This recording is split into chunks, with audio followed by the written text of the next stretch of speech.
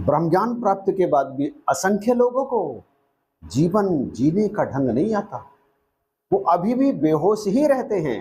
हालांकि उन्हें जगाने का पूरा प्रयास किया गया ब्रह्म ज्ञान देते हुए, परंतु बेहोशी नहीं टूटी।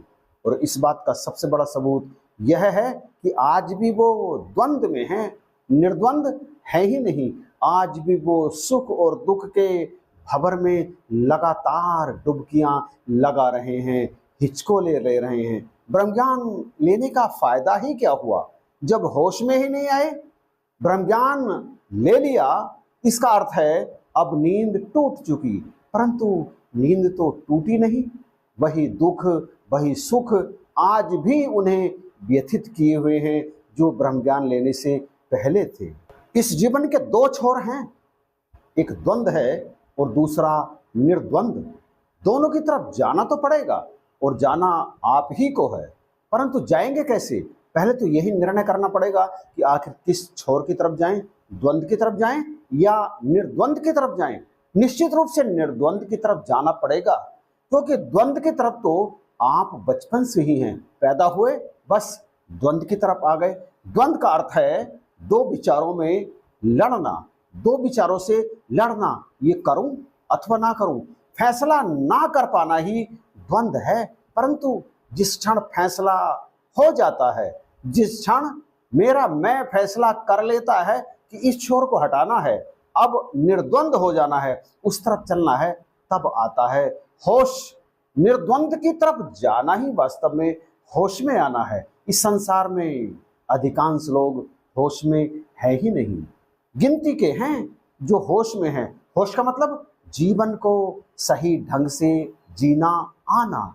जो जीवन को सही ढंग से जीना सीख जाते हैं वो निर्द्वंद हो जाते हैं, और जो जीवन को सही ढंग से नहीं जी पाते वे तो द्वंद्व में ही सारा जीवन यूं ही बर्बाद कर देते हैं और अंत में उस ज्वारी की तरह से इस संसार में चले जाते हैं जिसके पास था तो सब कुछ, परंतु जब वो बाजी खेलने बैठा तो धीरे धीरे अपना सब कुछ लुटाता चला गया और अंत में हाथ झाड़ के वो उस हॉल से, जो जुआ घर था, वहां से निकल गया।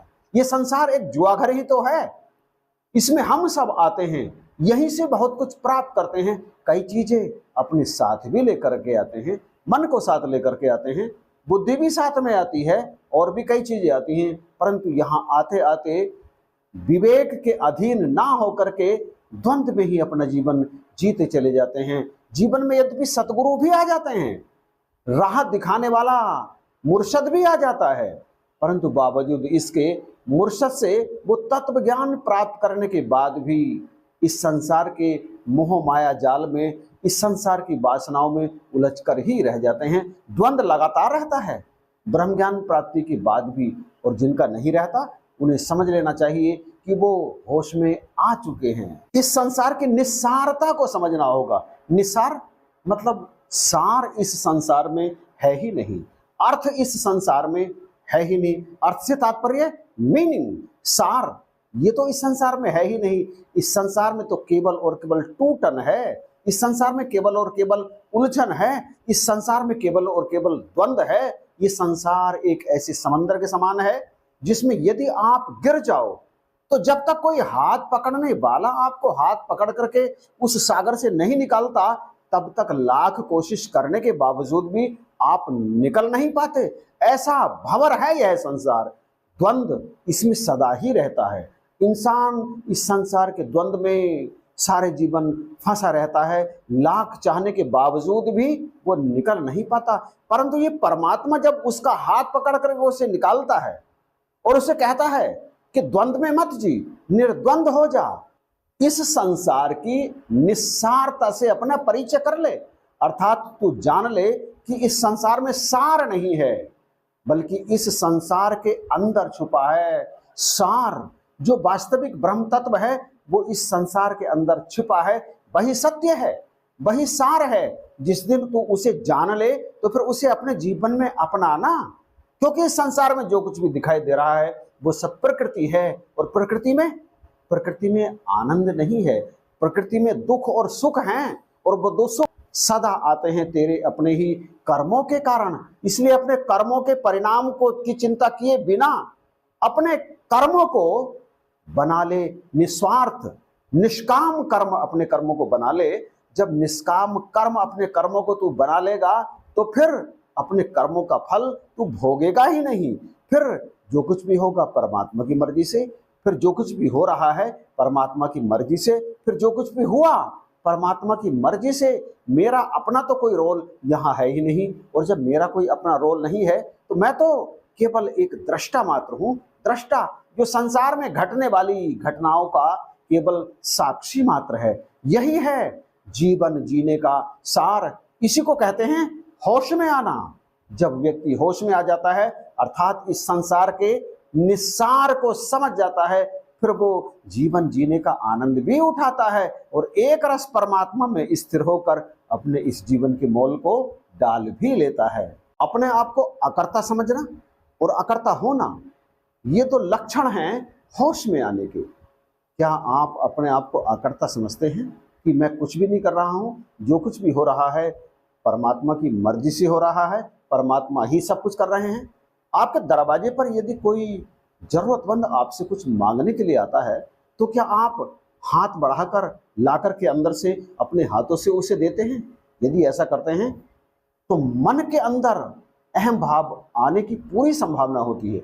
इसलिए महात्मा कहते हैं कि आप यदि किसी को कोई वस्तु दो तो अपने हाथ से मत देना, ले जाकर जमीन पर रख दो, वो अपने आप उठा लेगा। तब देने वाला भी परमात्मा ही होगा।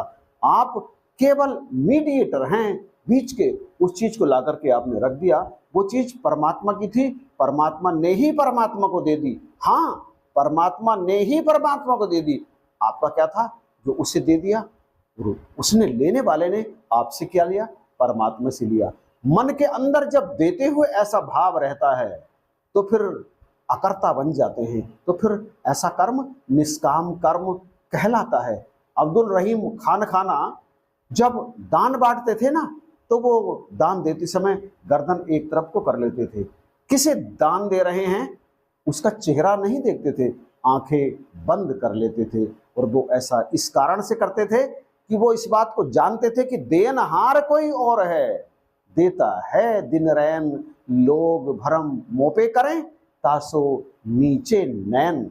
उनके इस दान देने के तरीके की चर्चा जब दान लेने वालों ने तुलसीदास जी से जाकर के कही तो उन्हें भी अजीब लगा। उन्होंने पंक्ति लिख करके भेज दी कि आपको अहंकार हो गया है क्या कि आप जिसे दान दे रहे हैं उसका चेहरा भी देखना आपको गवारा नहीं। इसके उत्तर में बड़ी विनम्रता से एक दोहा लिख करके तुलसीदास जी को भेजा रहीम जी ने, और वो दोहा यही था, देनहार कोई और है, देता है दिन रैन, लोग भरम मोपे करें तासो नीचे नैन। लोगों को ये भ्रम लग जाता है कि मैं कुछ दे रहा हूं, मैं नहीं देता, देने वाला तो कोई और है और वो परमात्मा है, बस इन हाथों से दिल आ रहा है। इसी शर्म के कारण मेरे नैन नीचे हो जाते हैं। प्यारे भाइयों बहनों, जो देता है ना वो दाता होता है, और दाता परमात्मा के अलावा कौन है?